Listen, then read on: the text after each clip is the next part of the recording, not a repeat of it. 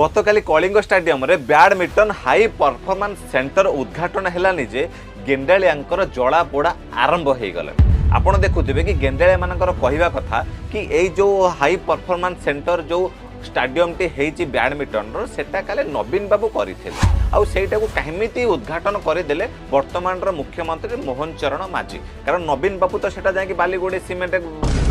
करिथिले ना, तो केमिति करदेले। अरे जदि तमरो नवीन बाबू उद्घाटन करिवार थिला ताले नवीन बाबू इलेक्शन पूर्व काम सारी देथांदे करि देथांदे, तम काम सारी पारिलने आ तापरे ओडिशावासी तो तुम प्रत्याख्यान कले आ तमर तो नवीन बाबू एबे पूर्वतन मुख्यमंत्री हे जाइछथि आ पूर्वतन मुख्यमंत्री केमिति उद्घाटन करिवे। तो जेतिबे जे वर्तमान रो मुख्यमंत्री अछंती सी ही उद्घाटन कले आ तमे काम तो अधारु पकई देकी पळैथिलो आ वर्तमान रो बीजेपी सरकार 6 मास भीतर काम को सारिला आ वर्तमान रो मुख्यमंत्री उद्घाटन कले आ सेति पे देखुथिबे कि कालेठु एमानकर जळापोड़ा आरंभ हो जाइछ आ सोशल